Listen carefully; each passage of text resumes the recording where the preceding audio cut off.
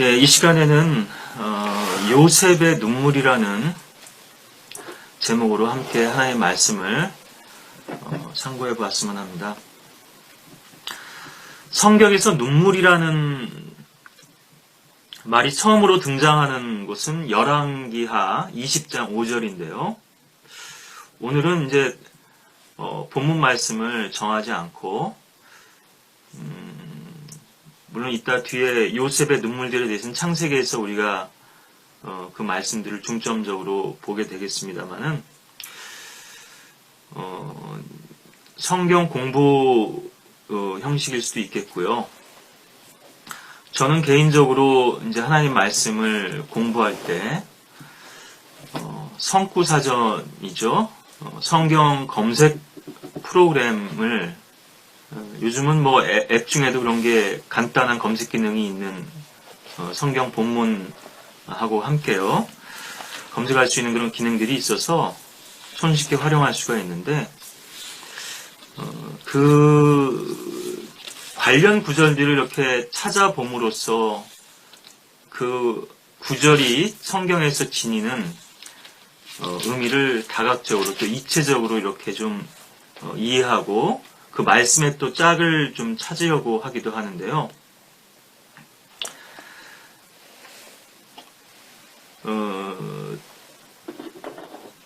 이런 그 방식의 이제 저만의 어떻게 보면은 성경 공부일 수 있을 텐데요.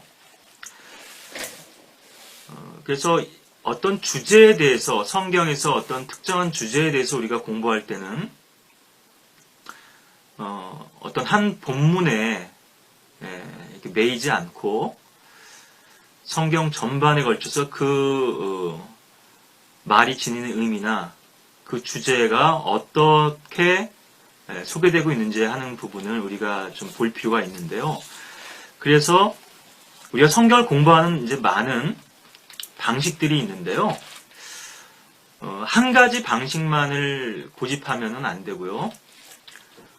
여러 가지 이제 그런 그 수단을 가지고 우리 하나님의 말씀으로 말씀에 접근하고 또 이제 다가가야 되는데요.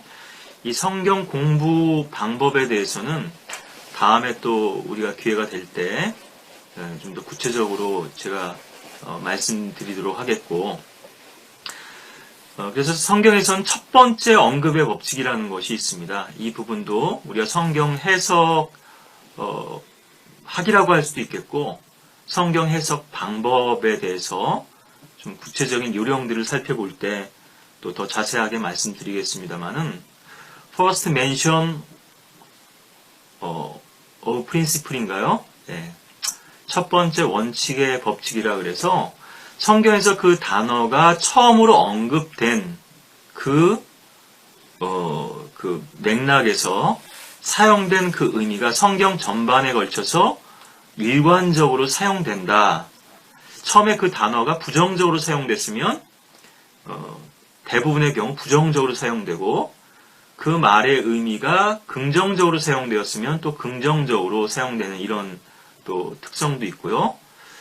그 말의 이제 정의가 그 용어나 말의 의미가 이제 정해지는 거죠. 우리가 definition이라고 이렇게 얘기를 하는데요. 그래서 우리가 어떠한 그 학문을 배우든지요, 용어에 대한 정의가 필요하고요. 그 개념에 대한 설명이 이제 따라야 되거든요. 그래서 스코필드 성경에서도 그런 부분을 체계적으로 이렇게 다루고 있는데요. 그래서 그 어떤 중요한 주제나 그 말에 대해서는 성경 처음부터 그것이 다음에 어디서 언급되는지 계속 이렇게 추적해 나가면서 퍼스트 멘션부터 라스트 멘션까지 쭉 이렇게 연결을 해놨죠. 그래서 definition과 explanation인데요. 정의와 설명, 해설이라고 할 수도 있을 거고요. 그래서 여러분들이 어떤 지식을 배우시고 갖추셨다면 그 용어의 의미를 정의할 수 있어야 되고요. 그 용어의 의미를 정확하게 알고 있어야 된다 얘기죠. 그리고 그 말의 뜻을 구체적인 예들을 제시해서 풀어낼 수 있는, 설명할 수 있는. 논술이라고 하는 건 사실은 바로 그러한 개념인 거죠. 그 사람이 가지고 있는 생각, 그 사람이 배운 것을 어떻게 이렇게 논리적으로, 이성적으로 제시할 수 있는가 하는 부분인데요. 우리가 특히나 성경을 공부할 때도 마찬가지입니다. 그래서 이런 방법들을 우리가 이제 주로 많이 활용하게 되는데요. 성경을 공부하는 많은 원리들이 있으니까 그 중에 하나라고 하는 것을 여러분들이 이렇게 유념해 두셨으면 좋겠고, 제가 이제 욕심도 많고, 여러 가지 이제 관심사들이 있다 보니까요. 두루 이렇게 말씀드리다 보니까는 좀 주제가 집중되지 못하고 퍼지는 그런 느낌이 좀 있는데요.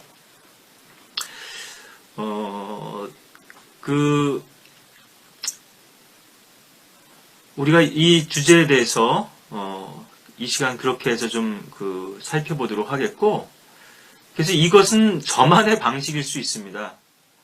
다른 분들이 어떻게 하시는지는 제가 잘 모르겠지만, 저는 이렇게 또 하나님의 말씀을 공부하고요. 그래서 제 자신의 어떤 생각을 이 말씀 속에 집어넣으려고 하는 게 아니라, 하나님의 말씀이 저의 생각 속에 스며들어서 그 말씀이 나를 지배하고, 또 그 말씀이 가득 채워져서 그 말씀이 또 저의 입으로 그런 부담과 함께 이렇게 표현될 수 있도록, 그것이 저의 이제 가장 중요한 설교자로서뿐 아니라 저의 이제 삶에 있어서 중요한 부분이라고 생각하는데요. 일부러 내가 하나님 말씀을 배워야 되겠다. 또 이런 부분은 어떤지에 대해서 굳이 그렇게 알려고 노력하거나 깊이 그 부분을 공부하려고 하지 않더라도 우리 하나님의 말씀을 계속 접하다 보면 은연중에 그런 부분들이 들게 되거든요. 요즘 봄이라서 이제 싹이 트고 또 그 씨앗이 발아해서 또 이렇게 꽃도 피고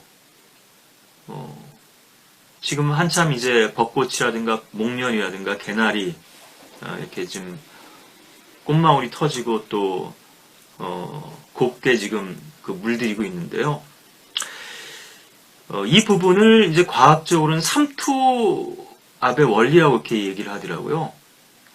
그 땅 속의 씨앗이 이 삼투압의 원리라고 하는 것은 농도가 옅은 데서 짙은 데로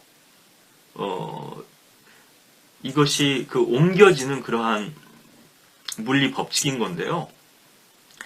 그래서 땅 속에 있는 수분이, 물이 땅보다는 더 농도가 짙은 씨앗 속으로 일테면 침투하는 것이고요. 스며들게 되는 것입니다. 배어들어서 그 물이 그 안에 있는 그 씨앗의 생명을 움트게 해가지고 팽창되는 거죠. 그 힘에 의해서 그 땅 속에 있던 그 씨앗이 흙을 뚫고, 그 단단한 흙을 뚫고 봄이 되면은 새싹을 틔우고 자라서 또 그것이 봄에는 대부분의 식물들이 꽃이 먼저 피죠. 잎보다도요. 예. 그래서 꽃을 피우고 또 향기도 발산하고 또 어떤 다년생 식물 같은 것들은 또 열매도 맺게 되고요. 유실수 같은 것들은 이런 원리인데요. 겨울에 아주 추위 가운데서 움츠러들었던 그 식물들도요. 단단하게 그것이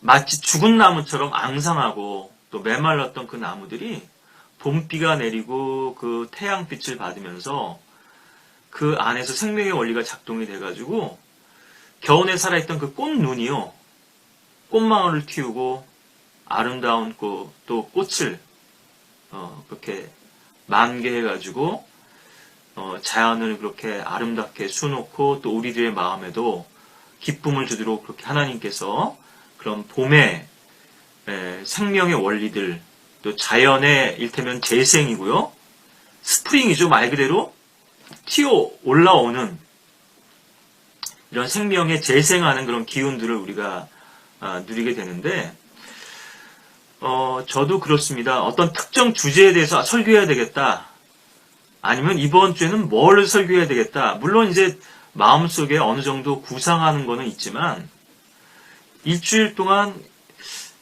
제 의지나 뜻대로 계속 무엇을 이렇게 따라가려고 하기보다는 계속 말씀을 공부하는데, 저는 요즘은 역사서를 주로 공부하거든요. 그래서 성경을 우리가 많이 다독을 해야 되는데, 창세기부터 요한계시록까지 계속 반복해서 읽는 것도 필요하지만요. 성경 통독이라고 그러죠. 죄송합니다. 그렇지만 한 책을 우리가 계속 반복해서 공부하는 것도 또 중요한 방법이거든요. 그래야만 그 책 속에서 우리가 하나님의 그런 기쁘신 뜻들이라든가, 우리가 그냥 스쳐 지나가게 되는 사소한 것 같은 데서도 하나님께서 숨겨두신 그런 영적 보화들을 발견하게 되는 건데요. 과연 성경을 몇 번 읽으면 성경을 잘 알 수 있을까요? 다 알 수 있을까요? 제한된 지식을 가진 인간이 성경을 다 이해한다는 건 사실상은 불가능합니다만, 이건 횟수의 문제가 아니죠. 계속 강조드리지만 주님과의 인격적인 관계와 교제가 없이는요, 그런 주님과의 관계성 없이는 이 말씀은 죽은 말씀에 지나지 않고요, 나에게 생명의 의미로서 다가올 수 없는데, 이 관계성이라는 건 그렇습니다. 인격을 가지신 분이잖아요, 하나님. 우리가 성경 읽을 때 이것을 하나님의 인격으로서 대하는 것이죠. 하나님 정확한 인격의 형상이셨죠. 그리스도께서는 말씀이 육신이 되셨을 뿐 아니라 그 말씀이 우리에게 기록된 이 책으로서 주어진 것인데요. 여기서 우리는 살아있는 하나님과 날마다 대면하고 교제하는 겁니다. 주님께서 무엇을 좋아하시는지, 여러분들 누군가와 교제를 하려면요, 그 사람이 뭘 좋아하는지를 우선 알아야 돼요. 그래서 그 사람이 만약에 커피를 좋아한다, 아니면 어떤 음식을 좋아하더라, 뭐를 맛있게 이렇게 먹더라, 그럼 나도 거기에 마음이 가고 다음에도 그것을 또 권하거나 같이 하면서 시간을 보내거나 이렇게 또 공유하기를 원하는 거거든요. 하나님께서 무엇을 싫어하시더라, 그럼 내가 그런 행동을 하지 말아야 되겠구나. 내가 이렇게 했을 때 하나님께서 나를 책망하시고 또 나에게서 영적인 공고함을 주시더라. 그럼 그것을 되풀이하면 안 되겠죠. 그 속에서 계속 전혀 감지하지 못한 채로 그냥 둔감한 채로 이제 살아가면 안 될 텐데요. 그리고 또 자기 완고함 가운데 계속 어떤 하나님께 주시는 난관이나 장벽이나 또 어떤 다루심이나 책망이 있어도 이거는 마귀의 공격이라고 생각하고 계속 밀어붙이고 돌파하려고만 하고요. 자기 뜻을 꺾지 않는 거거든요. 이래가지고는 주님과의 인격적인 관계나 교제가 이루어질 수 없죠. 주님께서 좋아하시는 것을 내가 따라서 순종하려고 했을 때, 그래서 몇 번 말씀드렸지만은 우리가 주님과 동행할 때요, 목자 되신 주님과 동행할 때 평안이 있고요. 동행이라는 것은 뜻이 하나가 되지 않고 동행할 수 없습니다. 한 길을 가는 건데요, 같은 목표와 방향이 설정되지 않고는 동행할 수 없거든요. 사람이 동의하지 않고 어찌 함께 길을 거둘 수 있겠냐고 아모스 3장에서 말씀하시는데요. 그러니까 우리가 주님과 동의한다는 건 주님의 뜻에 나를 맞췄다는 것을 의미합니다. 근데 대부분의 사람들은 세상의 뜻에 따라서 자신의 뜻을 맞추고 순응하고 그렇게 살아가죠. 세상의 가치관과 욕망을 향해서.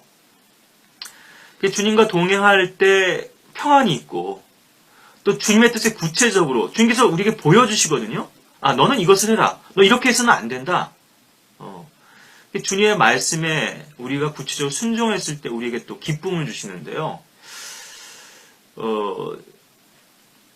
오늘 주제보다는 사실은 제가 지금 서론일 수도 있고 제가 평상시에 주님께 주셨던 생각들을 지금 여러분들에게 좀 말씀드리면서 제가 어떻게 교제하고 또 제가 요즘 어떠한 또 그런 묵상들을 하는지를 또 간접적으로 말씀드리는 건데요. 그렇게 이제 말씀 가운데 푹 젖어서 생활을 하려고 합니다. 마치 우리가 공기를 숨쉴 때 의식적으로 마시지 않잖아요. 이게 공기를 숨쉬지 않죠. 또 물을 마실 때요. 나 물 마셔야지 하고 마시는 사람 별로 없어요. 갈증이 나면은 마시는데 요즘 현대인들은 사실은 갈증을 잘 못 느끼는 삶을 살아요. 그래서 물을 사실 많이 안 마시기 때문에 병도 생기고요. 또 피곤하기도 하고 건강에 이제 어떤 이상 신호들도 나타나고 그러거든요. 그래서 탈수열, 저도 이제 많이 경험하는데, 땀도 많이 흘리고 체육 소진이 많아서도 그럴 텐데요. 탈수열이라 그래서 몸에 수분이 부족하면 체온이 올라갑니다. 이상 신호가 발생이 되는 거예요. 근데 내가 지금 몸이 아파서 이제 열이 나는가 이렇게 하고 약부터 먹으면 타이레놀이라든가 해열제부터 찾으면은 이건 뭔가 좀 번지수를 잘못 찾은 거죠. 아, 내가 평상시에 지금 물을 마셔줘야 되는데 이게 몸이 좀 리듬이 깨지고 피곤하다 보니까는 물을 안 마시게 됐구나. 아니면 또 물을 안 마시다 보니까 더 몸이 그렇게 리듬이 깨진 것도 되고 이렇게 악순환이 되는데 물 마실 때 그거 물맛 즐기면서 고급 생수는 그럴지 모르겠습니다만은 일일이 음미하면서 물 마시는 사람은 없어요. 예, 우리가 물 먹듯이 호흡하듯이 하나님의 말씀도요. 물론 우리가 진지하게 주님 앞에 엎드려서 교제해야 될 때도 있겠지만은 이 말씀이 우리 삶 가운데서 생활화가 되지 않으면 안 된다는 거거든요. 되도록이면 많은 말씀을 우리가 접해야 됩니다. 그것을 읽든 또 듣든 또 말씀을 공부하든 암송하든 또 그것을 쓰든 또 설교 말씀을 통해서 이렇게 간접적으로 듣든 어쨌든 말씀을 많이 접해야 되는데요. 그렇게 하다 보면은 어느새도 모르게 나의 삶이 주님께 이렇게 점점 가까이 가게 되고 고정되는 것을 우리가 확인할 수 있습니다. 그러니까 여러분들의 삶이 영적으로 지금 느슨하고 흐트러져 있다 그러면은 다른 데서 원인을 찾으실 필요가 없어요. 사실은 말씀으로부터 내가 그만큼 좀 멀어져 있다. 말씀을 지금 내가 멀리하고 있다. 그것이 바빠서이든 피곤해서이든요. 이게 결국 악순환이거든요. 이것도. 말씀을 멀리했기 때문에 영적으로 피곤해졌는데 그러다 보니까 말씀을 읽기가 싫어지는 거예요. 이 말씀에서 기쁨을 얻으면은 더 사모하게 될 텐데요. 제가 음식하고도 자주 이렇게 비유적으로 비교해서 말씀을 드리지만은 입맛을 잃어버린 거예요. 네. 음식이 참 달고 맛있는 건데 담배를 많이 피우거나 술을 많이 마셔서도 그렇고 피곤하면은 미각이 좀 이것이 둔해지거든요. 건강할 때 기분 좋을 때야 음식이 맛있겠죠. 그러니까 평상시하고 이 음식의 차이가 없어도 똑같은 음식인데도 맛이 없게 느껴지는 거고 식욕을 느끼지 못하는 거죠. 이제 전체 요리라고 해서 에피타이저라고 그러죠. 식욕을 돋우는 음식들 먼저 샐러드라든가 또 드레싱을 얹어서 아주 이렇게 좀 미각을 자극하는 이런 음식들을 먼저 먹고 또 코스 요리 같은 거 먹을 때는 그런 식으로 또 음식도 먹는데요. 우리가 하나님의 말씀에 입맛을 잃었어요. 예. 안 먹다 보니까, 그리고 인스턴트 음식이 길들여져가지고요. 뭐 큐티, 생명의 삶이니 뭐 이런 거 있죠? 거기서 남들이 묵상해 놓은 그런 것들을 접하고선, 물론 처음에는 그런 것들도 좋은 또, 뭐 주님과 교제하거나 또 말씀을 접하는데, 그렇게 또 이용할 수 있겠습니다만은, 그런 것이 그렇게 오래 못 가죠. 금방 질리죠. 맨날 거기서 거기고요. 어떤 깊이를 느낄 수 없습니다. 그러니까 여러분들이 맨날 햄버거만 먹어보세요. 여러분들이 건강할 수 있겠어요? 맨날 뭐 김밥이나 사서 먹고 그러면은, 그러니까 집에서 뭐 요즘 집밥이라 그러죠. 가정식, 백반 뭐 이런 식당도 있는데, 이렇게 정성껏 차려놓은 음식을 먹어야 이것이 건강에도 좋고 또 맛이 있을 텐데, 영양소들은 거기에 들어있을지도 모릅니다. 근데 그런 걸로 대체할 수 없고, 지금 우리 그리스도인들의 신앙이요, 인스턴트화 돼 있다는 거예요. 그래서 즉각 뭔가 빨리빨리 해결하려고 그러고, 그리고 편리성으로, 바쁘니까 뭐 10분, 20분 기도하고 성경 읽고 가면 되지. 물론 이제 여유가 없으니까, 그렇게라도 뭐 하는 것이, 필요하겠습니다만은, 생활 가운데서요. 아침에 그렇게 보고 또 저녁에 와서 뭐 잠깐 또 기도하고 피곤해가지고 기도하다 쓰러져서 푹 자고, 이런 삶이 아니라, 하루 종일 주님과 이렇게 동행하고 생활하는 가운데서, 그 말씀이 내게 이제 이처럼 공기처럼, 물처럼 흡수되고 또 호흡되는 이런 삶이 될 거라는 이제 말씀을 드리는 건데요. 그러다 보면 주님께서 주신 부담 가운데서, 내가 원래 생각했던 말씀이나 주제는 이런 거지만, 주님께서 또 이러한 방향으로 또 이끌어 주시는구나 하고, 이렇게 또 인도받기도 하는 거고요. 그래서 이제 여러분들이 주님과 이런 인격적인 관계 속에서 말씀을 많이 접하고, 또 그 말씀 속에 이제 여러분들이 물들기도 하고, 또 그 말씀이 여러분들에게 스며들기도 하는 이런 부분이 참 중요하다는 말씀인데요. 그래서 독서백편 의자안이라는 말씀드렸지만, 말씀을 많이 읽어야 되는데, 저는 이제 요즘 역사서를 보는데 참 지루한 내용들이거든요. 네. 그런데도 거기서 하나님께서 또 우리에게 알기를 원하시는 내용들이 있고요. 또 우리에게 또 숨겨두신 그런 보화들이, 영적 보화들이 감춰져 있는 건데,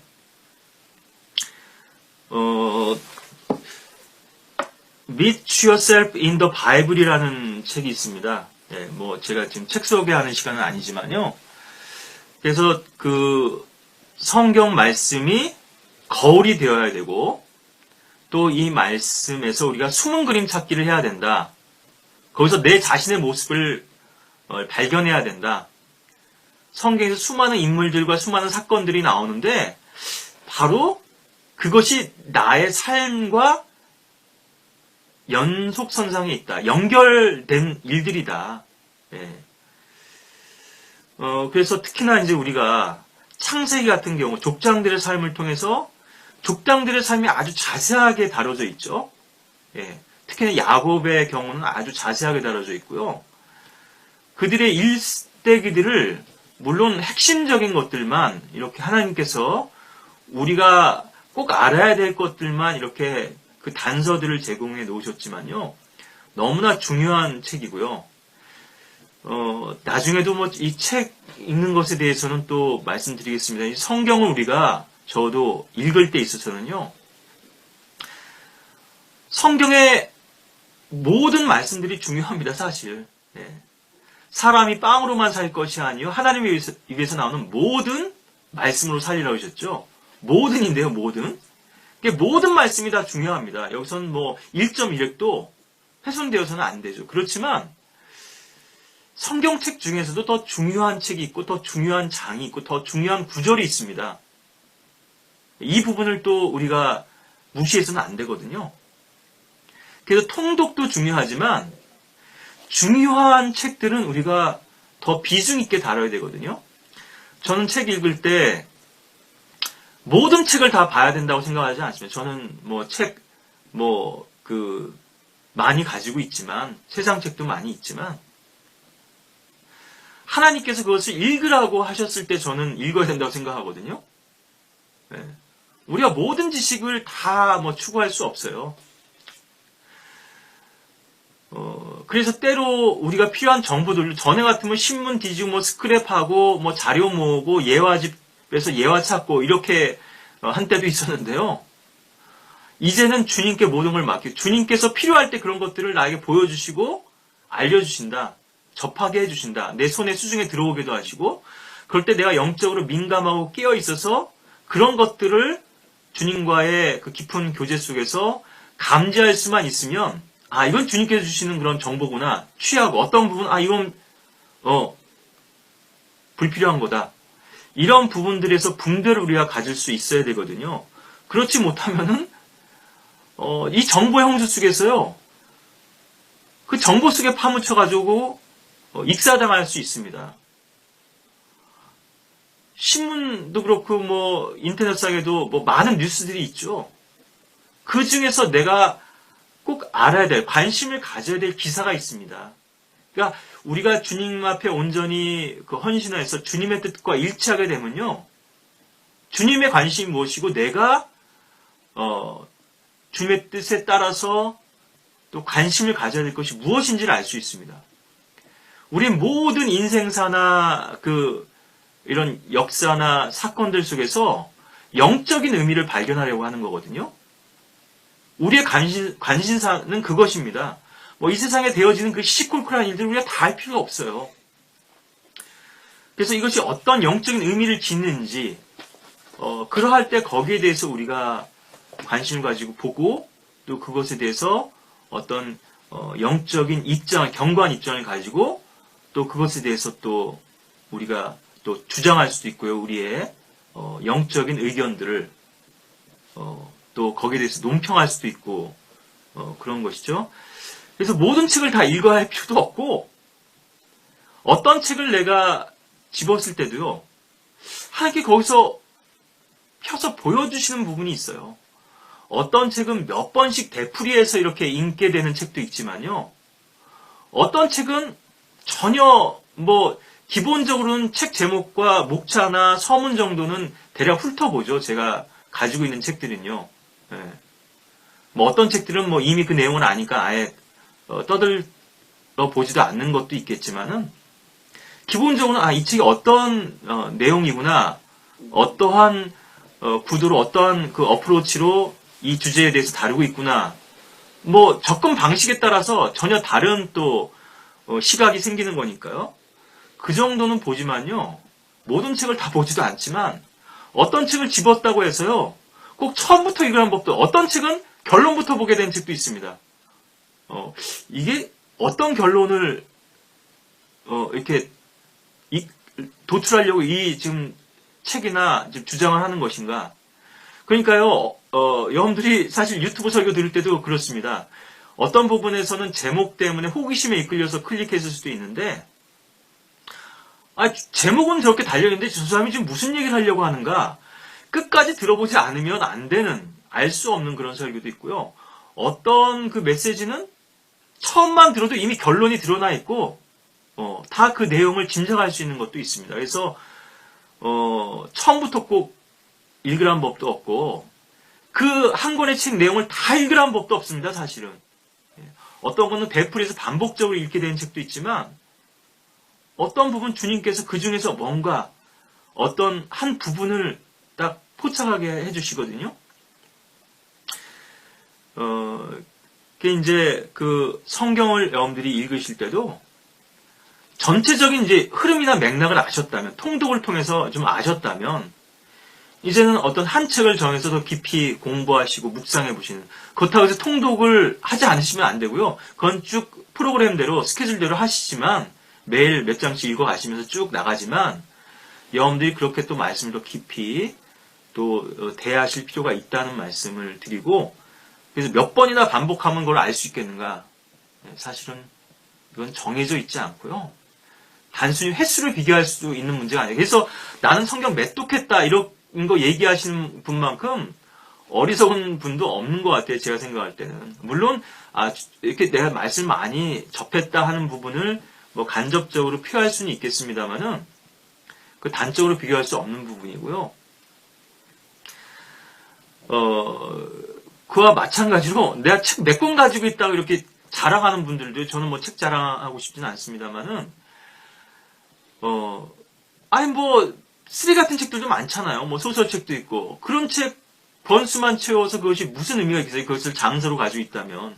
정말 영적으로 귀한 책들을 가지고 있어야 그것이 의미가 있을 거고요. 그것도 또 권수의 문제는 아니죠. 그 또 책들을 내가 얼마나 깊이 공부하고 또 이제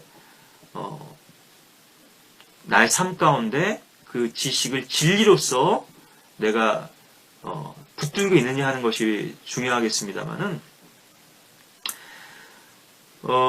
저는 사실은 시야를 넓히기 위해서요. 저는 뭐 공부도 많이 못했고 뭐 여행도 많이 못 다녀서 뭐 견문이 부족하니까, 그래서 시야를 넓히기 위해서 독학을 주로 많이 하다 보니까 그래서 다른 분들은 어떻게 얘기하는지 그래서 어떤 부분은 제가 안 읽은 책들이 많지만요. 또 기회가 되면 또 살펴보려고 합니다. 왜냐하면 제가 독선에 빠지면 안 되니까요. 내가 주님과 교제하는 이 부분도 참 소중하고 가치 있고 또 귀한 부분이지만 또 다른 분들은 어떻게 주님과 교제하고 이 말씀을 어떻게 받는지. 그래서 저는 어떤 책은 막혔을 때 그 부분을 어떻게 설명하고 있는지 찾아보게 되죠. 답을 얻기 위해서요. 일단 주님께 기도하고 다른 성경 안에서의 짝이 되는 구절들을 찾지만 이렇게 단서들을 얻기 위해서 이제 그런 부분들을 찾아보기도 하는데요. 그렇게 해서 이제 우리가 영적인 시야나 이렇게 안목을 넓혀야 될 필요도 있는데, 그래서 우리가 하나님의 말씀을 이렇게 반복적으로 또 깊이 있게, 또 그것이 의식적으로가 아니라 이 사랑이라고 하는 감정이라는 거는요, 의식적인 게 아니에요. 내 저 사람 사랑해야 되겠다고 해서 사랑하는 게 아니고요. 나도 모르게 마음이 가고 마음이 끌리는 겁니다. 감정적인 부분이 강하죠. 물론 사랑의 핵심은 의지적인 사랑이 제일 중요하지만요. 처음에 우리가 사랑에 끌리게 될 때는요. 감정에 의해서 내가 생각했던 이상형이라든가 또 배우자 상하고 안 맞을 수 있어요. 그 사람이 성격도 나하고 안 맞는 건데 이상하게 그 사람한테 마음이 가는 거예요. 뭐 미운 정이 들었다고도 하고 뭐 어떤 경우는 싸우면서 갈등을 벌이면서 그 사람하고 이렇게 친해지는 경우도 있지만, 물론 그런 것과 또 사랑을 우리가 구분할 수 있어야 되고 어떤 그런 사랑의 감정을 느꼈다고 다 결혼해야 될 우리가 또 의무는 없겠지만요. 이 감정이라고 하는 것처럼 우리 하나님의 말씀을 대하는 것도요, 자꾸 이지적으로만 대하려고 그러면요, 우리가 의식적으로, 그럼 이제 뭔가 좀 잘못된 방향으로 가는 거거든요. 나도 모르게 자고 일어났더니 그 말씀이 떠오르고, 또 힘들 때 어떤 주제들을 묵상하게 되고, 그래서 또 찾아보게 되고, 그와 관련된 약속의 말씀들을 더 붙들게 되고, 이렇게 무의식적으로 우리 삶 속에 이제 스며드는 그런 말씀이 돼야 될 텐데, 그래서 이제 이렇게 주님과 또 교제하고 또 말씀을 공부하다 보면요, 말씀 드린 김에 이제 요 대목만 더 말씀드리고 이제 말씀을 진행하면 좋겠는데, 사실은 좀 뿌듯한 마음을 갖게 됩니다. 또 일종의 이제 성취감일 수도 있고요. 근데 그것이 자칫해서 자부심으로 흐를 수 있거든요. 내가 이번에 이렇게 말씀을 많이 공부하고 준비하고 설교 준비를 잘했다. 설교자라면 이런 부분일 수 있고요. 내가 이번 주 아주 생활 잘했으니까 주님께서 내 경배를 아주 잘 받아주시겠지. 예. 그래서 사실은 좀 마음이 자기로 채워지고 높아지는 겁니다. 영어로 표현한 퍼프 업이라고 그래야 될까요? 부풀러진 거예요. 네, 우쭐대게 되는 거고요. 아주 미묘한 차이인데요.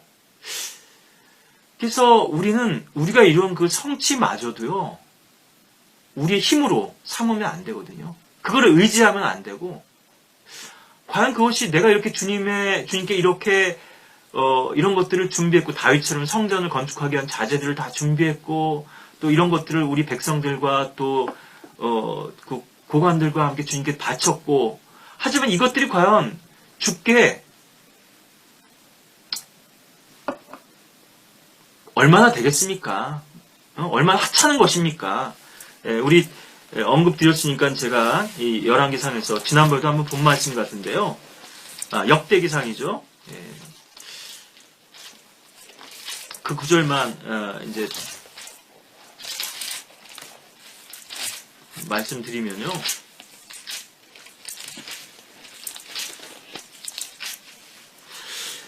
역대상 29장 14절인데요. 아주 지금 중요한 부분을 제가 묵상했고 주님께서 일깨워 주신 부분을 여러분들하고 나누는 겁니다. 이제 뭐 성경 공부를 또 시작했는데 사실은 이게 또 큐티처럼 돼버렸는데요.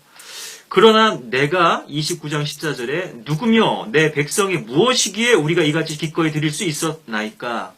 모든 것이 주께로부터 나왔고 주의 소인 것에서 우리가 주께 바친 것이니이다. 이런 고백을 늘 할 수 있어야 되거든요. 제가 이제 바로 찾을 수 있을지 모르겠는데 이제 공부하다가 이렇게 많은 구절들을 봤는데요. 우리 다니엘서에서 다니엘의 고백도 한번 보겠습니다. 영적인 사람들은요, 바로 거기서 이제 좌우되는 거고 결정되는 거거든요. 겸손. 어떻게 저런 마음을 가지고 저런 고백을 할 수 있을까? 일을 하는 거는 다른 사람들도 다 할 수 있습니다. 재능도 가지고 있고요. 많은 일도 할 수 있는데, 어떻게, 이게 변은 익을수록 고개를 숙인다 그러죠? 어떻게 하나님 앞에서 저런 자세를, 갖출 수 있었을까? 이 다니엘서에서, 좀, 시간이 걸리더라도, 좀 찾아봤으면 좋겠는데요. 이제 느부갓네살 왕이 이제 꿈을 해석해주는 대목에서 이렇게 이제 하죠. 시간을 주면은 내가 이제 그 해석을 알려주겠다고 하고, 그걸 미리 답을 알고 있었기 때문에 다니엘이 그렇게 아리옥에게, 궁의 내시장관인가요? 아리옥에게 그렇게 확신 있게 얘기한 게 아닙니다. 시간을 얻고 주님께 그것을 구한 거죠. 왜냐하면 모든 답은 주님께서 가지고 계시니까요. 인생의 모든 해답은 그분께서 아시니까 그분께 가면 내가 지금까지 모든 문제들을 해결했다. 그리고 꿈을 해석한다든가 어떤 이제 뭐 여러 가지 은밀한 일들을 이렇게 또 밝히고 또 난해한 구절들을 해석하고 하는 이런 부분들을 많은 지식과 학문을 갖추면서 이제 다니엘이 주님과 교제 속에서 그것을 배우게 된 거죠. 다니엘은 탁월한 영이 있었고요. 아주 뛰어난 그런 영적 능력을 갖추고 있었던 건데요. 그렇게 해서 이제 또 동료들에게도 그 사실 얘기하고 또 중보기도를 요청하죠. 이것이 다니엘서 2장 17절, 18절에서 이제 그런 이제 16절부터 해서 쭉 그런 내용들이 나오고요. 그래서 이제 그 다음날 이제 주님께로부터, 이제 그 답을, 이제 19절에 보면은 2장에 밤의 환상으로 이제 그것이 다니엘에게 알려졌고요. 그래서 주님께 청축하죠. 청축하면서, 그것을 이제 찬양하고 또 왕에게 다음날 이제 아침에 들어가서 그 부분을 이제 얘기하게 되는데요. 다 우리가 이제 볼 수 없고요. 2장 이제 30절에 보시면 내게 이 은밀한 일이 나타난 것은 내가 다른 사람들보다 더 많은 지혜를 지녔기 때문이 아니라 오직 왕에게 그 해석을 알게 하기 위함이며 그리하여 왕으로 왕의 마음의 생각을 알게 하려 함이니이다. 느부갓네살은 꿈을 꾸고도 그 꿈을 잊어버렸어요. 기억이 안 나요. 근데 뭔가 아주 번민하게 되는 아주 마음이 불편하고 무거운 그런 꿈을 꾼 건데요. 그것을 주님께서 그 은밀한 것들을 알게 해주셨는데 이 이유는 단 하나입니다. 예. 너 이것을 느부갓네살에게 이제 그 해석을 알려주어라. 내 지혜가 뛰어나고 뭐 내가 열심히 뭐 공부하고 노력했으니까 그래도 내가 이렇게 성경을 잘하는 거지 이렇게 마음이 높아지고 우쭐대서는 안 되고요. 그래도 우리는 뭐 향상된 계시를 알고 있고 바른 성경도 있고 진리의 지식이 이렇게 뭐 세대 진리에 따라서 이렇게 성경을 우리가 잘 알고 있다.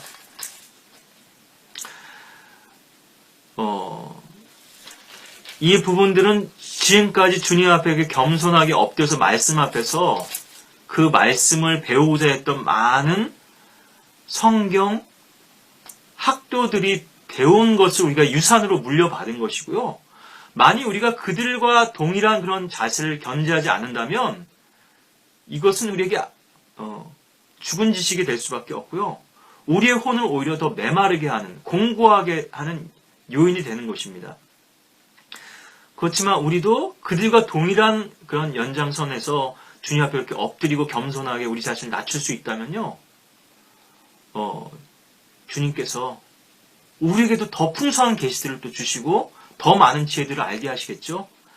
이렇게 우리에게 이 지혜를 주신 것은 나만 이거 알고 만족하고 그 지식 자랑하는 게 아니라 이것을 통해서 잃어버린 혼들을 구원하고 또 방황하는 성도들을 또 죄악 가운데 세상 가운데 취해 사는 사람들을 주님의 그 기쁘신 뜻 가운데로 옮겨오도록 하기 위한 수단과 도구로서 우리의 그런 사명으로서 이것을 맡겨주신 건데요. 은사를 주셨는데 그 은사만을 자랑하고 있다면요. 그것도 그 은사를 자기의 영광을 위해서 자기가 영광받고 높임을 받고 또 자기가 일테면 먹고 사는 이 생계를 위해서만 그것을 사용하고 있다 그러면 얼마나 이것이 잘못된 것인가 하는 건데요. 자, 그렇게 해서 우리도 그런 겸손, 이게 우리가 영적인 사람을 단적으로 알 수 있는 건 바로 이 겸손이죠. 지식이 들어갔을 때 그 사람이 우쭐대고 자랑하더라. 그 지식만을. 주님을 높이는 게 아니라 그 지식을 자랑하더라 그러면 그 사람은 지금 육신적인 사람이라는 반증이고요. 확실한 증표고요. 나 육신적, 나 육신 이렇게 써붙이고 다니는 거고요. 주님 앞에 그것이 나의 생명과 양식이 돼서 겸손하게 엎드릴 수 있다면 조금 이제 배운 거죠. 주님의 능력을 알게 된 거고요. 주님의 사랑을 맛보게 된 거죠. 그래서 우리가 성경을 통해 수고하고자 하는 것은 결국 하나님께서 기뻐하시는 사람이잖아요. 하나님께서 원하시는 모델이 되고자 하는 거잖아요. 세상에서 그 뭐라 그러나요? 무슨 웨이라 그래요? 쇼웨이라 그러나요? 무슨 웨이라 그러나요? 모델들이 막 잘 걸치고 또 요즘 걸치는 게 아니라 많이 또 벗죠. 또 뭐 야시시한 이런 얄쌍한 옷만 입고 그렇게 속이 다 비치는 옷을 입고 이렇게 또 패션쇼를 하기도 하는데 런웨이라 그러나요? 뭐 하여튼 주님께서는 그건 세상 마귀가 기뻐하는 모델이고요. 주님께서 기뻐하는 모델은 성경에 제시되어 있잖아요. 노아, 욥, 다니엘, 에스겔서에 보면은 빅3로 나오거든요. 물론 이 외에도 많은 분들이 있겠습니다만은 노아, 다니엘, 욥 이 세 사람이 있다 할지라도 그들 자신의 죄만을 해결할 수밖에 없을 것이라고. 그만큼 그 죄악이 지금 이스라엘의 죄가 극심했다고 하는 것을 또 에스겔 선지자를 통해서도 또 말씀하고 계시지만요. 하나님께서 정말 대표주자로 세우실 수 있는 사람, 마귀에게 네가 내 종 욥을 유해 보았느냐?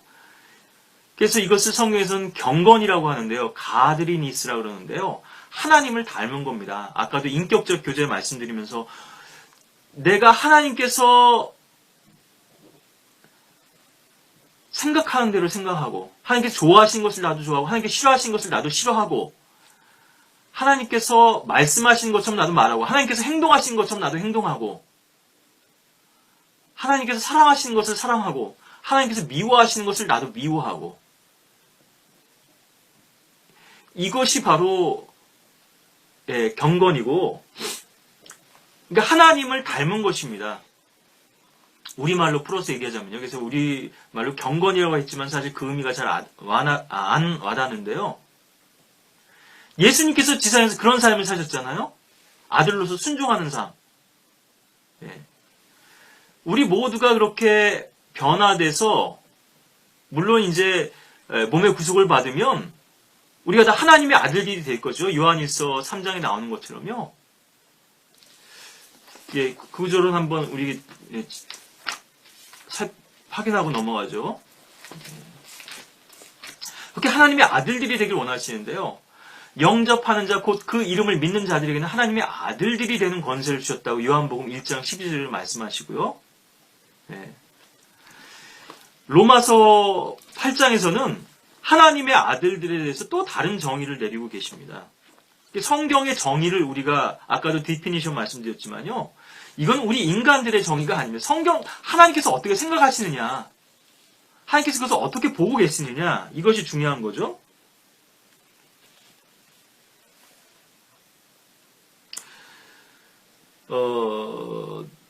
그래서 로마서 8장 14절을 보면 무릇 하나님의 영으로 인도함을 받는 이들은 곧 하나님의 아들들이니라. 그 인도함이라고 하는 것은 이 로마서 8장의 문맥에서는 육신을 따라 살지 않고 성령에 따라 사는, 그래서 성령의 걸음을 걷는, 육신의 걸음을 가는 것이 아니고요. 이게 주님께 순종하는 발걸음이겠죠. 이런 사람들을 하나님의 아들이라고 합니다. 우리가 하나님의 아들로 거듭나고 태어났지만 태어난 데서 그냥 머무는 것이 아니라 계속 자라나야 되는 거거든요. 하나님의 아들로 태어났지만 하나님의 아들로 불릴 자격이 없어요. 탕자처럼 자기 멋대로 살고 제갈 길로 가면 다시 난 아버지의 아들이라 불릴 자격이 없습니다 하고 와서 회개하고 아들로서 받아들여졌죠. 옷도 갈아입히고 가락지도 끼워주고 잔치도 벌여주고. 그렇지만 진정 아버지의 아들이 되려면, 후사가 되려면요, 상속자가 되려면 아버지가 명하신 일에 순종해야 돼요. 너 밭에 가서 이 일을 해라. 그런데 네라고 대답해놓고는 안 가는 아들도 있고요. 아니 가겠다고 해놓고는 또 마음 고쳐먹고 가는 아들도 있는데 중요한 거는 순종하지 않았으면 아들이 아닌 거죠. 하나님의 영의 인도함을 받아야 되는데 순종을 배워야 되는데 순종하지 않는데 하나님의 아들이라고 불릴 자격이 있겠습니까? 세상 사람들과 다를 바 없는 삶을 사는데요. 자기 하고 싶은 대로 하고 자기 멋대로 하고. 그렇게 해서 궁극적으로는 우리가 정확한 하나님의 인격의 형상이셨던 그분처럼 변모가 되는 거거든요. 하나님의 아들, The Son of God은 only죠. 근데 Sons of God, 하나님의 아들들 너무나 많은 이런 영적 복제, 영적 재생산, 이것을 주님께서 기뻐하시는 거거든요.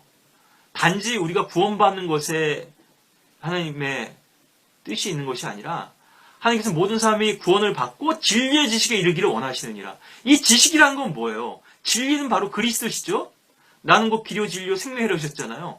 그 길이시고 진리이시고 생명이신 그분과 어떤 분이 이걸 교제적 지식이라고도 표현하시던데요. 사귐을 통해서, 인격적 관계를 통해서 그분을 배우는 것. 그래서 그분의 삶이 나의 삶 가운데 투영되는 것. 이게 진리의 지식의 의미인데 어떤 사람들은 이 성경 세대적으로 나눠가지고 하나님의 경륜을 안 것을 진리의 지식을 알았다고 그렇게 착각하는 거거든요.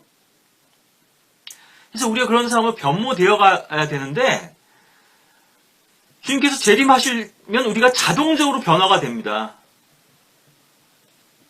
이거는 은혜로 우리가 누리는 어떤 그 복이죠.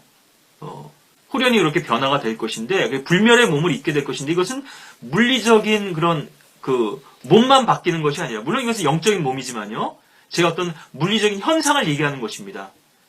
이 썩을 몸이 썩지 아니할 몸으로 어떤 변화가 되는 거죠. 물질적으로도요.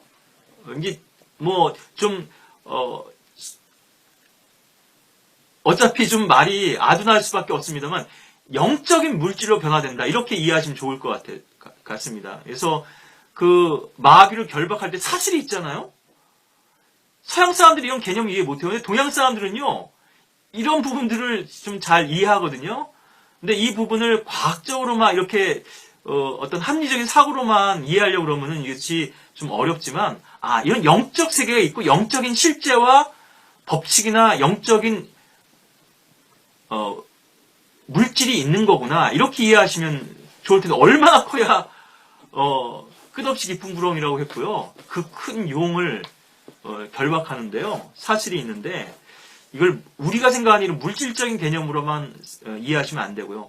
하나님께서 말씀으로 모든 것을 창조하셨잖아요. 하나님께는 불가능한 일이 없는데 그러니까 우리는 자꾸 이것을 인간적으로 생각하고 인위적으로 생각하니까 저런 주의 역사 이루려면 이렇게 밟아 올라가야 되고 이걸 만들어 가야 되고 천년장을 다듬어야 되는데 이런 마인드를 가지게 되는데요. 하나님께는 이미 그것이 존재하고 있는 겁니다. 우리가 믿음을 받아들일 수만 있다면 하나님의 역사가 이미 이루어진 것이에요. 우리 눈에 보이지 않아서 그럴 뿐이죠. 그래서 자동적으로 그렇게 되겠지만 여기서도 저는 이제 좀 깊은 부분을 말씀드리면 영혼에서도 어떤 차이가 있을 수 있겠다. 물론 그것이 천년왕국에 제한된 것일 수도 있고 천년왕국이 끝나고 영혼 세계에서도 더 연장될 수 있는 것인지에 대해서는 제가 확실히 말씀드릴 수 없겠습니다만은 몇 골 다스릴 권세가 다르게 주어졌죠. 달란트도 다르게 주어졌지만 그 비율에 따라서 평가를 하신 거예요. 많이 주어진 자에게서 많이 요구할 것이라고 그러셨죠. 이 세상에서 부자들한테 여러분들을 부러워하거나 시기하실 필요가 없습니다. 그 사람들은 하니까 더 많은 것들을 요구하시고 더 큰 심판을 받게 될 거예요. 더 큰 정죄를 받게 될 것이고요. 더 낮은 지옥으로 떨어질 것입니다. 그런 악인들은요. 지옥에서도 그렇지만 다 레벨이 있다고 하는 것이죠. 하늘나라에서도 마찬가지인데요. 영적인 지위들이 다르게 되는데 이 지위의 차이는 우리의 수고와 성교에 따른 상급에 의해서 달라지는 거죠. 우리가 똑같은 하나님의 아들들이라고 하는 면에서는 다를 게 없습니다. 우리의 영적 종족이라고 할까요? 지위라고 하는 부분은 차이가 없겠지만 그 안에서 들여다보면은 면류관이 다른 거 아니겠어요? 통치권이 다른 거고요. 어떤 사람들에게 어떤 별을 다스리도록 아담처럼 그런 새로운 세계를 펼쳐주실 것인가? 어떤 피지배 계층을 천연왕국을 통과해 살아남은 사람들 있죠. 환란에도 살아남은 사람들이 있죠. 그래서 그들은 천연왕국 때는 수명이 나무의 수명처럼 그러니까는 창세기에 보면 무드셀라가 969세죠. 가장 오래 살죠. 거의 1000년을 살죠. 그렇게 살 수 있었는데 죄로 인해서 수명이 줄어들었는데 천년왕국 때는 그렇게 살 것입니다. 그런데 우리는 죽지 않은 불멸의 존재지만 그들은 죽게 되겠죠. 그래서 다시 생명을 얻기 위해서 민족들이 취한 잎사귀라든가 또 12달마다 나는 그 과실, 생명의 나무를 열매를 먹기 위해서 창세기에서는 이 생명나무의 열매가 금지됐죠. 왜냐하면 타락한 상태로 그것을 먹게 되면 영생불사하게 되면 이거는 저주기 때문에요. 고통과 괴로움이기 때문에. 근데 천년왕국 때는 이제 마귀의 결박당에 있고요. 천년왕국에서 이제 영원으로 넘어가면서는 이제 백부자 심판을 거쳐서 천년왕국의 거민들은 지금 우리처럼 예수의 피해 구속으로 심판받고 구원받는 게 아니잖아요. 그렇게 해서 이렇게 또 영원 세계로 들어가게 될 것인데 그 영원 세계에서의 삶에 대해서 우리가 성경에서 구체적으로 나와 있지 않지만 적어도 이 하나님의 아들들의 영적 지위도 차이가 있다. 해의 권세가 있고 달의 권세가 있고 별의 권세가 있고 다 다르잖아요. 우리의 부활의 몸도 그 새의 그런 육체도 있고 짐승의 육체도 있고 고린도전 15장에 나오는 것처럼요. 그래서 요한에서 3장에 보시면 1절, 2절에 보면은 3절까지 볼까요? 보라, 아버지께서 어떤 사람을 우리에게 주셔서 우리로 하나님의 아들들이야 불리게 하셨는가? 그러므로 세상이 우리를 알지 못하나니 이는 세상이 그분을 알지 못했기 때문이라. 사랑하는 자들아 이제는 우리가 하나님의 아들들이라. 우리가 어떻게 될 것인지는 아직 나타나지 아니하였으나 그가 나타나시면 우리가 그와 같이 되리라는 것을 아노니 이는 우리가 그분 그대로 그분을 볼 것이기 때문이라. 그분 안에서 이 소망을 가진 사람 누구나 그분이 정결하신 것처럼 자신을 정결케 하느니라. 예. 우리가 하나님의 아들들이라. 그런데 어떻게 될지에 대해서는 아직 나타나지 않았다고 했어요. 예. 우리가 신음하면서, 속으로 신음하면서, 피조물들도 지금 신음하고 있다고 그러죠? 예. 성령의 중복 가운데서 이 지상에서의 나그네의 삶을, 또 고난의 이 통치 수업과 경영 수업을 받고 있는 건데요.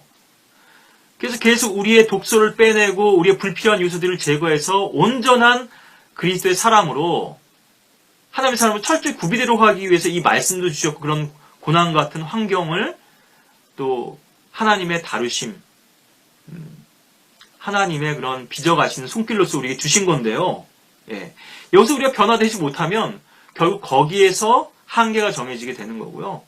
그것이 아마 영혼에서의 상급과 관련이 있지 않겠는가 이런 또 말씀도 드리게 되는데, 그래서 이 지상에서 십자가를 지지 않았다면 영광을 받을 수 없죠. 면류관을 얻을 수 없죠. 어떤 사람은 불 가운데서 구원받는 것처럼 부끄러운 구원만 받는 사람도 있을 거고요. 롯처럼요. 그 불이 쏟아지는 가운데서 탈출해 나왔지만 구원은 받았지만 성경에서 그래서 의인이라고 부르시지만 신약에서는요. 그 의로운 혼이 고통당했다고 하시지만 왜 주님을 섬기는 그런 복된 삶을 살지 못했는가? 왜 자기 만족을 구하고 추구하는 삶을 살다가 그 시간을 다 허비했는가? 우리 부끄럽게 되겠죠. 주님의 그리스도의 심판석 앞에 섰을 때. 또 어떤 사람들은 혹 백보자 심판석에 설지도 모르고요. 구원받았다고 착각했지만 다른 사람들한테 다 그렇게 구원받은 것처럼 그렇게 자기를 소개했지만 가짜일 수 있죠. 나에게 주여 주여 하는 자마다 다 천국에 들어갈 것이 아니요. 하나님 계신 나의 아버지의 뜻대로 행하는 자라야 되리라 그러셨는데요. 이 부분은 또 다른 설교로서 제가 말씀드리려고 합니다만 잘못된 하나님의 뜻대로 주님을 섬기고 구원의 길을 찾은 게 아니라 자기 멋대로 열심히는 했어요. 뭔가를.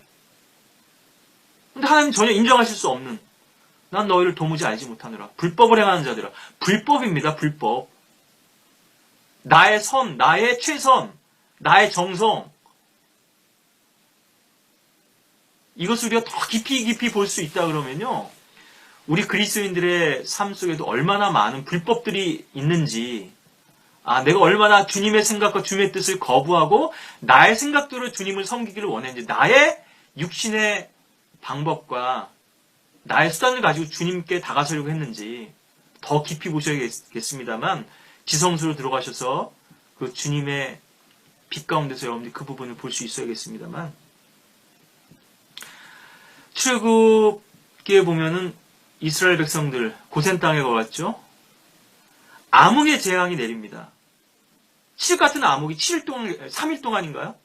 예, 계속되죠.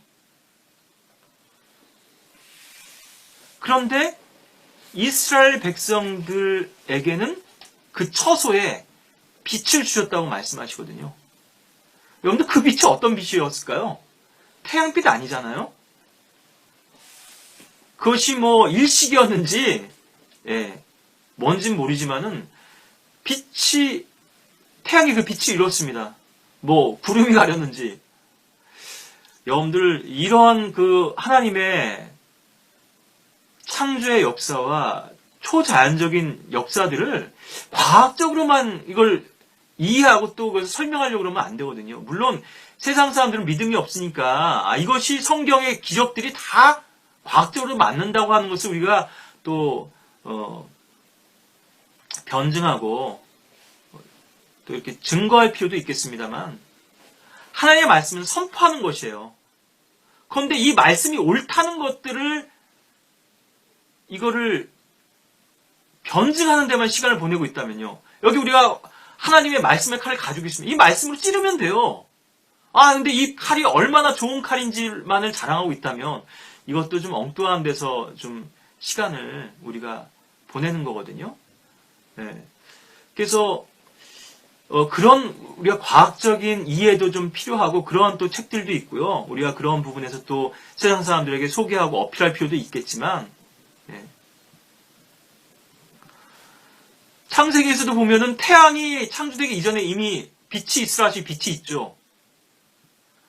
그 누구도 접근할 수 없는 빛 가운데 거하시는 분이잖아요.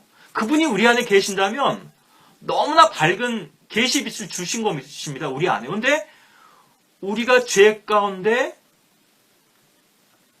더럽혀져 있으니까 이 빛이 차단되는 거예요. 우리 마음에 빛이 있는데 이 작은 나의 빛, 비치게 할 테야. 이런 주일학교 찬송도 있죠. 빛내리 빛내리 빛내리. 이걸 비춰야 되는데요.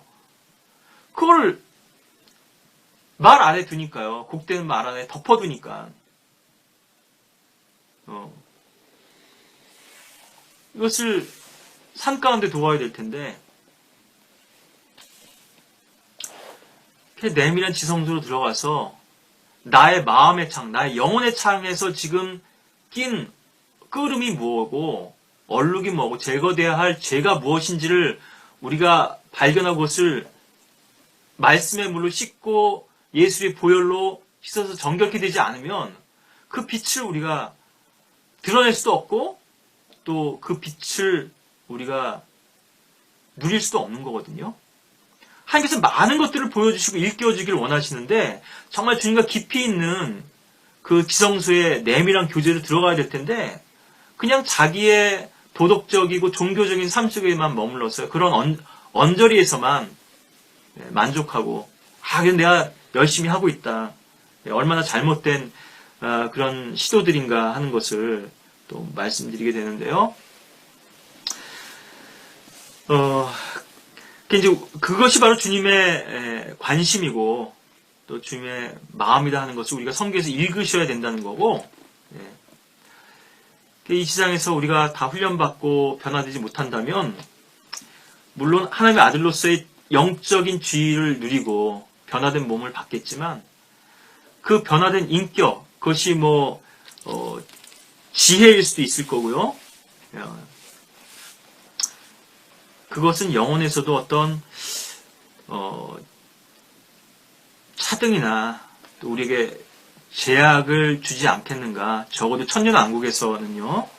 그러한 이제 제가 말씀의 어떤 조명을 더 받고 있다는 부분만 말씀드리고 이 부분은 또 깊은 부분이고 저는 이 부분 가지고 논쟁하고 싶은 마음은 없습니다. 네. 이제 아주 지엽적인 부분이니까요. 근데 확실하게 말씀드릴 수 있는 부분은 분명히 있고, 이제 제일 중요한 부분은 우리가 어떻게 변모되고 주님께 빚어져 가야 되는가, 이 부분을 말씀드리다가 이런 또 배경까지 설명을 드린 건데요. 그래서 우리가 얼마나 낮아져야 되고 겸손해야 되겠는가, 우리가 누렸던 성취와 어떤 그 뿌듯함마저도, 거기서 머물러야지, 정말 보람을 느끼고요. 내가 오늘 이렇게 주님을 잘 섬겼구나. 주님과 동행을 잘했구나. 여기서 머물러야 되는데 그것을 자기 힘으로 삼고 히스키야도 그러니까는 바빌론의 사신들에게 다 보여주죠. 보여주지 말아야 될 것까지. 병도 나왔잖아요. 15년을 연장해 주셨고 18명 5천명에 되는 아시리아의 군대도 무리를 주셨거든요. 근데 이게 자기 힘이 들어가게 되니까, 목에 힘이 들어가게 되니까요. 내가 그래도 이런 사람이야. 모세도 파라오와 그 신하들 앞에서 이집트인들 가운데서 종기 여김을 받게 되는데요. 모세가 명하면 그대로 다 되잖아요. 그 재앙들이. 하나님 도구를 쓰신 건데 이 도구를 사용하신 주님을 찬양해야 될 텐데 이 도구가 이거 내가 했다고 망치가요. 주인이 그 망치를 가지고 무엇을 부시고 행했다면 내가 저 엄청난 것도 저 해머로 다 깨부셨다고, 내가 이런 사람이라고 자부심을 가질 게 아니라, 나를 이렇게 부족한 자를 사용하신 주님이 위대하시구나, 이걸 배워야 될 텐데요. 왜냐하면 그러고 나서 우리 인간들은 엘리야처럼 의기소침하고요, 죽여달라고 하고요. 그러니까는 이게 그 사람 안에서 나오는 게 아니라는 건 아는 거죠. 설교자들도요, 뭐 다음에 또 이 부분은 주제로 다뤄야 되겠습니다만, 영적 탈진을 하게 됩니다. 말씀을 전하고 또 주님께 이렇게 귀하게 쓰임 받고 나면은, 어떤 그 자매님은 책에서 그거를 영적 진공 상태라고 표현하던데요. 아까 저 삼투압 말씀드렸지만은 아무거나 막 스며들게 되는 거예요. 체력적으로도 고갈되고 하지만요, 영적으로 탈진이 됐기 때문에 하나님의 말씀을 다시 치워야 되는데 그렇지 못하고 마귀가 그 틈을 비집고 들어오게 되면은, 다윗 같은 경우도 어떻습니까? 예, 여인을 보고 그 욕망을 탐하죠. 예. 마귀는 얼마든지 이런 우리의 연약함과 육신의 틈을 알고 있기 때문에 그걸 비집고 들어오려고 하거든요. 그 빈틈 없이 에베소 6장에 나오는 그 영적 갑옷이요, 하나님의 전신 갑옷이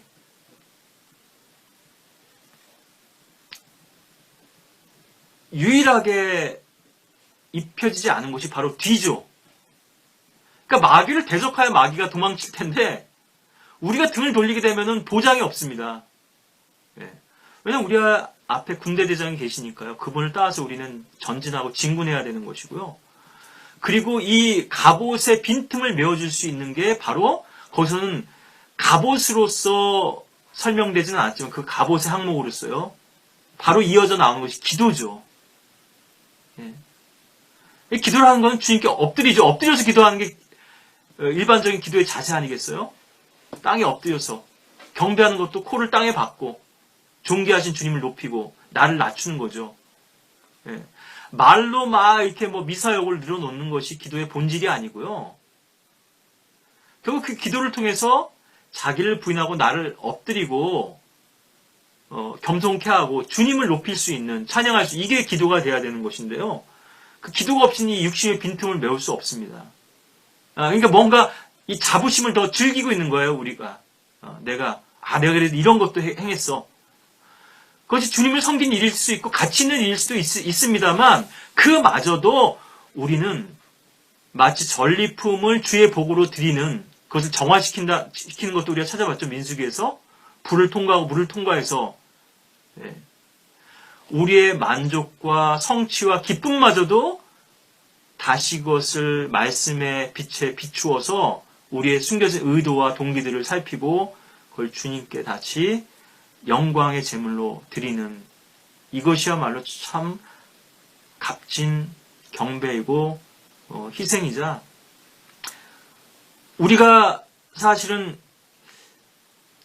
그 1%의 차이인데요. 완성미라고 이렇게 얘기할 수 있을 텐데요. 저는 뭐 명품은 잘 모르겠습니다만, 이것을 어떤 물건을 비교해 봤을 때는요, 두 가지에서 차이가 납니다. 똑같은 백이에요. 가방인데, 어떤 거는 가죽으로 만들었고, 어떤 건 비닐로 만들었어요. 어떤 거는 뭐 레자 같은 뭐 인조 가죽으로 만들었어요. 요즘 너무나 그걸 잘 흉내내죠? 근데 이건 쓰다 보면요, 표가 나요. 근데 가죽은 쓰면 쓸수록 길들여지고, 더 이렇게 뭐랄까요, 고상해 보인다고 해야 될까요? 그런 어떤 멋이나 맛이 거기서 배어 나오죠. 그리고 또 하나는 디테일입니다. 겉으로는 똑같은 가방인데 아주 작은 세세한 부분까지 신경을 썼어요. 뭐 우리가 소위 명품이라고 하는 소위 대표적으로 루이비통인가요? 그거는 거품이고요. 그래서 저는 좀 이런 실용적인 제품이 좀 많아야 된다고 생각하는데, 비쌀수록 더 잘 팔리니까 값만 비싸게 매기는데요. 그게 그 디테일인데, 정말 이런 데까지 세심하게 신경을 썼구나. 이발소 가서 머리를 깎더라도요, 머리를 깎는 건 다 똑같아요. 어떤 미용사든지요. 그런데 좀 그 이를테면 디자인이라고 그러죠. 디자인이라고도 헤어 디자인이라고도 이렇게 부르죠.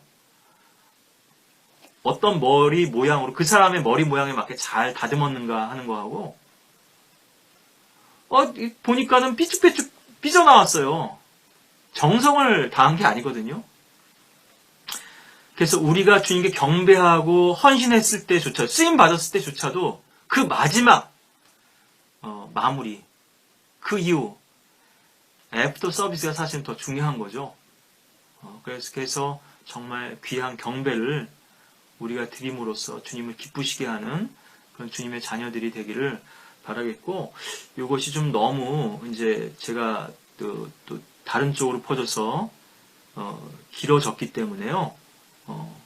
여기서 좀 끊고 또 이어서 다음 시간에 계속하도록 하겠습니다.